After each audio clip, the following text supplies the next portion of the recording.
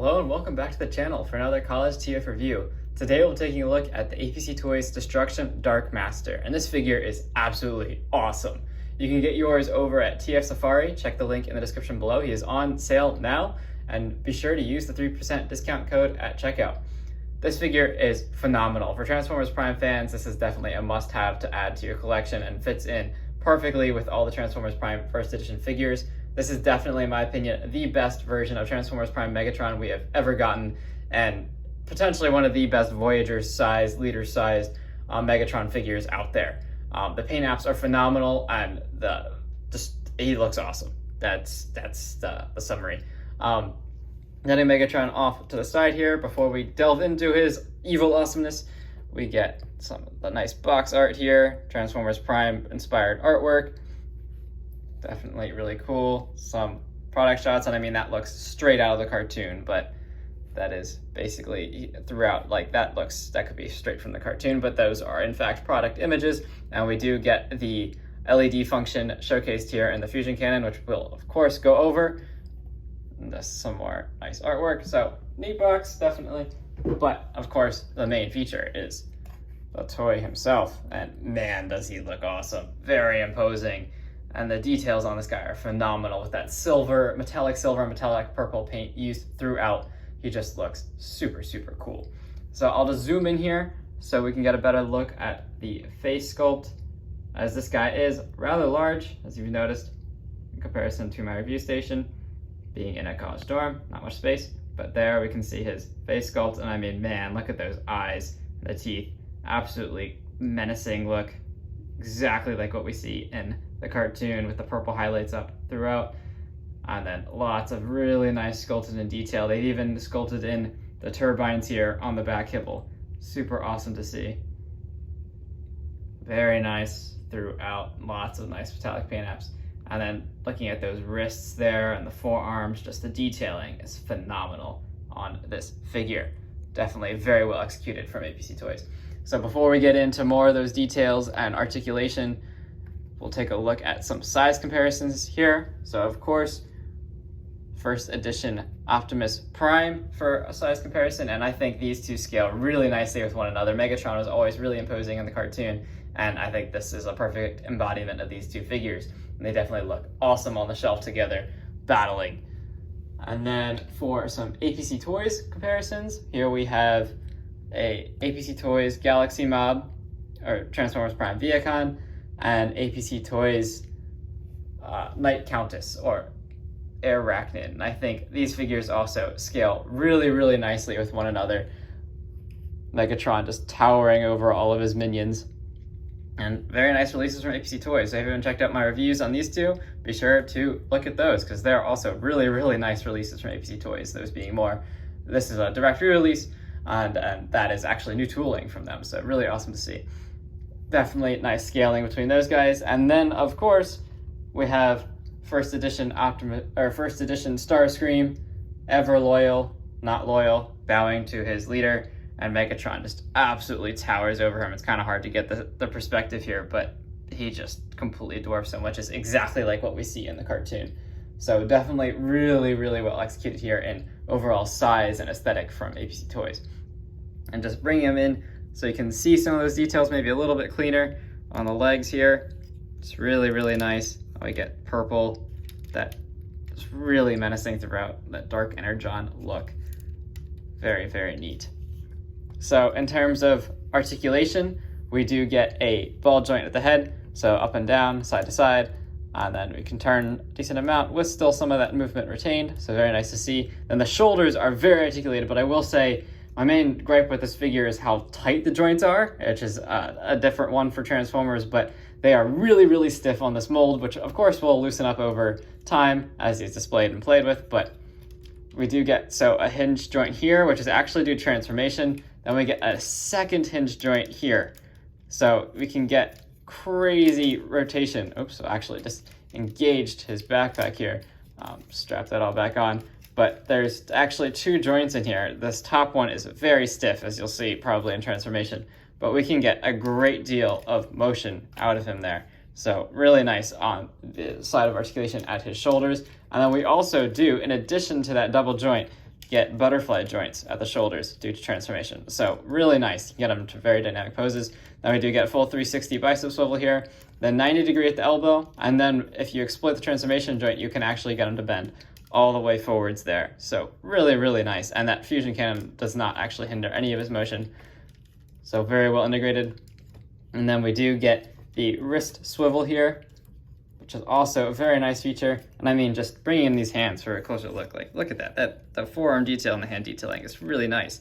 And that the way these hands are sculpted looks really mean. He could just puncture through an Autobot with his bare hands, which I'm sure he does. And then in terms of leg articulation, we do get a fair amount. Unfortunately, no kind of waist rotation or ab crunch due to the way he transforms, as that would compromise the integrity of his vehicle mode. But we do get full split, and then kick forward all the way to 90 and back all the way. And the back kibble does not actually hinder much of his movement at all. So very nice to see. And then we do get 90-degree at the knee. And this guy actually does have a slight ankle rock pivot in him. Just, I think, due to his size, APC Toys decided it would be useful to incorporate, and I very much appreciate that feature. And then depending on how you want to display him, if you want to have him more perched on his feet, you can just exploit this transformation piece here on his heel spur to hinge it up or down, which does also help just to get him into poses as you are maneuvering him, because he is a rather large figure, and then given how tight a lot of these joints are, it can be sometimes fairly difficult to get him into poses. It just takes some time and effort, but definitely pretty well-rounded articulation-wise.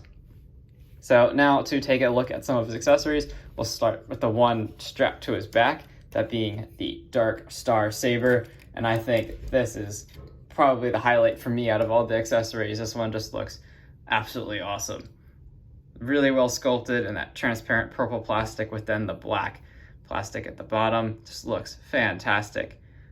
I believe Dr. Wu released an upgrade kit, and I'm not sure if this is taken from that or if this is APC Toys' own design. I think this is APC Toys' design, but I could be wrong. Let me know in the comments below if you happen to know. And then the way this attaches to his hand is we just detach this base piece. And so this peg is actually shaped so that it only fits one way into the slot. It's kind of hard to see here, but it actually has a groove in one side of the peg and then a tab that runs along the length of this piece. And so to slot that into his arm here, into his hand, you can just angle his wrist as you so desire. And then this, of course, just slots into his hand. And then we can attach this piece back on. And there we have Megatron wielding his Dark Star Saber. And it is a very secure fit in his hand, so really nice. And then to showcase how that was actually attached on his back, we do actually get this separate piece here, which just popping this out, which has come very well secured in there. It's just this little transparent purple plastic with a little cuff on it that rotates, and it does have slots in it that actually hold the sword in a particular way on his back. So that is a very neat accessory, and because it looks awesome, Megatron just walking around with that Dark Star Saber strapped on his back. Then we do, before we get to the ion cannon, we do get two other accessories, these being his arm blades. And so the way these integrate is they just have a peg here, and there's ports on his forearms to which they attach. And so the detailing on these things just looks fantastic. And they are solid plastic, so they are sharp, but do be careful with them. Unfortunately, this one on mine had some, it looks like, dye bleed from the foam in the packaging, which is unfortunate to see, but given it's on the bottom, definitely not a deal breaker. So just attaching that in, this integrates absolutely seamlessly into his arm there. Just looks super, super awesome. Really, really nice look. And then, of course, we can attach the one onto this arm.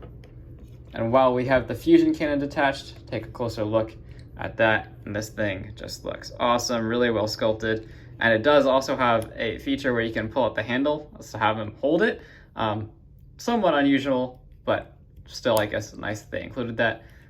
Very nicely sculpted. And then, of course, we do get the switch on the side. Once we have the batteries in, boom, illuminate that fusion cannon. And just strapping that on, it looks super, super awesome. Megatron ready to take down any Autobots with that fusion cannon and all his swords, I mean, he is well equipped for sure. And the way like the purple just reflects off of the metallic finish across all of his weapons and his armor just looks awesome, and exactly like what we see in the cartoon throughout with the really awesome animation. And then just angling his arm down, you can just see like the glow on the ground just looks super, super cool. So really, really nice features. Now, I will say there was my other complaint with this figure is the batteries are not included for the fusion cannon, and there are no specifics as to what batteries you need. So just to showcase, these are the batteries you need, the 384, 392.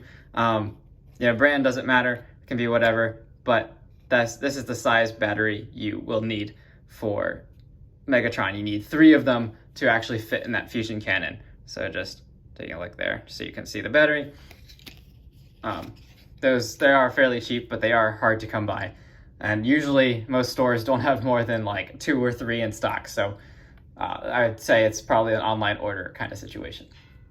But this guy is definitely really, really awesome, and it's well worth that extra money spent to add those batteries to the fusion cannon. So taking off all of his accessories here so we can get him transformed into his Cybertronian spaceship. Definitely quite a few accessories to untap here. Just bear with me. This is a rather large figure. And again, the one other thing with all of his parts being painted is all of the fits are very tight. Thus far, I haven't had too much issues with paint chipping or anything along those lines, but I would definitely take caution when transforming him to make sure joints don't rub too much against each other, causing potential paint chipping. Now, in terms of just a closer look at some of these joints here, so these are actually cast in like a grayish silver plastic, so you don't have to worry about the joints themselves degrading over time, but things like, rubbing the shoulder pauldron against the chest, you just want to be aware of that during transformation. And some of the clearances are a little bit tight. But so proceeding with transformation now, first thing you want to do is collapse these shoulder pieces on themselves. And we do want to make sure the head is straightened out, as this actually will be somewhat exposed in transformation, which is accurate to the cartoon. Then we just want to go ahead and detach the backpack here from the back, which already sort of happened when I was showcasing the articulation, but very easy to reattach. Then we want to go ahead, and this is the hardest part of the transformation, is getting these arms aligned in the right position. So what you want to do is hinge this at this joint here. This will eventually be all the way forward. So we wanted to go ahead and just angle that forward a little bit, and we'll come back to this in a minute. As before we do all the arm transformation, we do want to actually work with the chest here before we lose any clearance. So we want to actually pry these pieces away, and they are tabbed in, so you want to kind of lift up, and then they just separate from the chest, just like that. And then we want to swing them around, again being careful to not rub against the shoulders here. Just swing them around and just kind of leave them out to the sides for now, as eventually they will go into the front, but that will be once we get the legs out of the way. So coming back to the arms here, we want to hinge these all the way inside, which actually is a little bit tricky. So just hinge them all the way inside, very stiff joints, and then want to make sure that this joint here, this should be all the way back on the shoulder. So we just want to hinge this so it's all the way back like that, and you should feel it tab in, kind of click in place. And then we want to hinge all of this forward, and then we will end up hinging it forward one more time. But before we do that, repeat it on the other side, of course, and then we want to actually maneuver the top pieces, which we'll get to in 1 second. Just maneuvering all of this in the right places. Now we want to come up to the top here and rotate this piece around, and it should kind of also pull away from the top. And then just kind of leaving it off to one side here, we want to disengage this piece from the back and pull it out on a double hinge joint here, and repeat the same thing on the other side. Pull that one out. And now we can come back to the arms. And so you want to make sure the wrists are straight, as otherwise we'll lose clearance So just straighten all that out. And then making sure everything is angled as appropriate, we want to then rotate the arms this way so that the inside purple part is facing up, and then rotate around and bend these. And so just kind of want to maneuver them, and because we're collapsing them all the way on that double joint. And so just angle them so they're all the way up like this. And then we'll want to actually collapse them one more time here. So we want to bend at this joint one more time to get everything all the way up inside like that. It should all end up like this. And the instructions have you actually tab the arms together before this, but I find due to how stiff the joints are, it's much easier to maneuver everything beforehand and then tab the arms together. So repeating the same thing on this side, just want to maneuver the arm so it's all the way up, and then everything should just tab all the way in. And now it should be fairly trivial to just attach the arms together. Now, unfortunately, because this tab is exposed in robot mode, it is painted, which does warrant some concern over time as to rubbing the paint off, especially given how tight the fit is. Just want to get these tabs aligned here. But thus far, I have actually not seen any paint rub on these sections. Just tabbing those sections in place. There's a nice solid fit there as all the arm pieces align. And now we want to bring this section over top of the head. So just rotate everything around, and it does kind of collapse on both a double hinge joint and on a pull-out joint. And now we have little tabs here, and then little pieces that slot over top of those tabs on this piece here. I just kind of want to bring it all so it comes around the front. I like to bring it so it comes around the front of the tabs, and then it should just slot over like so. And then this is how Megatron's head is in the spaceship mode, which looks perfect to the cartoon. Definitely very, very menacing look. And just bring everything up now so it's all kind of aligned there. Now we'll turn to the legs. And this part is easier, though if everything's not quite aligned correctly, which it looks slightly off there, it can be a bit difficult. But so bring the legs, we detach them from the crotch plate there, and then just hinge the legs out to the sides, and then bend down, and now we'll rotate 90 degrees at the knees here, just at the knee joint. Try and avoid any thigh rotation there.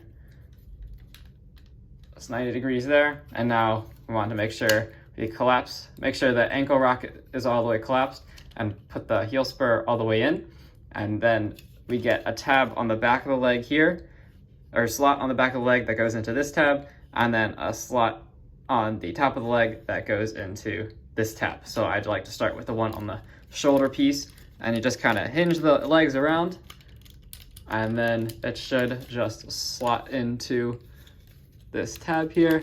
Again, very stiff joints. And then it should also just align with this top tab. Now I tend to not actually push these all the way in, as they are very hard to dislodge due to the fact that all of these tabs, again, are painted because of their exposure in robot mode. But so that's one side done. Now turning to the other side, again, make sure the ankle rock is fully collapsed, and then collapse the heel spur and pull the toe up. And then we just want to angle all this back using the knee and thigh joints to align everything, tab in to the shoulder there, and then tab in the top piece here. And as you go, everything kind of does align itself, and especially over time as you've transformed them more, it will help. Now to the front pieces here, we just want to collapse these. They will tab into place.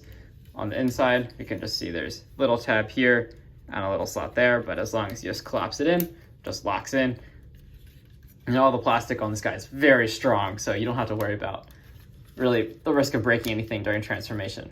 Next, we're going to want to dislodge this piece from the leg. His leg breaks into two sections here. It just pulls out. And I believe this element of transformation was taken from the Robots in Disguise version. That one featured a similar aspect transformation. And then that will reveal this little transparent wing piece here. Just want to pull that out and that will tab into place. And then we get this tab on the top here, which should go into a slot on the bottom of the wing. So just align all of that up. It should tab in place very nicely. And then repeat the same thing on the other side. This pulls out. Rotate the wing around so that we have clearance to pull out the wing tip. And then slot that on. And then for finishing touches here, we of course need to bring in that fusion cannon, turn it on. And then we get a slot here, or a tab here on the back that goes into a slot on the bottom of the cannon. Just align that up. Boom. And there we have Megatron in his really, really awesome, very evil looking Cybertronian spaceship. Kind of dark energon infused. And this looks awesome. It looks straight out of the cartoon. Just zooming around. Very menacing look. Very large ship overall, but still compresses pretty well for how big this figure is. And here, just taking a look, we can see that the head sculpt just sticking out from inside. Looks very, very menacing. Megatron able to see all of his enemies in front. And that fusion cannon looks really, really awesome, kind of rounding out the jet mode. Nice transparent plastic here used on the ends. And then we do get the way these elbows bend, get some really nice thruster detail revealed there. And then of course the back of the ion cannon. Overall, looks really, really awesome. And then here we can see some more really cool looking vent detailing throughout. And they've actually left these open, which looks really, really cool, the intakes. So very, very awesome looking spaceship mode. And overall, the kibble management's fairly well done. I mean, it is a pretty forgiving design as it is very Cybertronian look, so I guess there's not really a wrong answer. But these shoulder podgens do stick out a little bit in spaceship mode, but overall he collapses really well for how big of a figure he is, and especially how clean he looks in robot mode, that he transforms into this. It's really, really, really impressive. So that is my review for the APC Toys Dark Master, or Transformers Prime Megatron. I really, really like this figure, and I think it's definitely a must-have for Transformers Prime collectors. Be sure to check it out over at TF Safari, and let me know what you think of this figure down in the comments below. Where would you rank this among all the Voyager Megatrons that have come out to date? Stay tuned for the next video, and thank you for watching.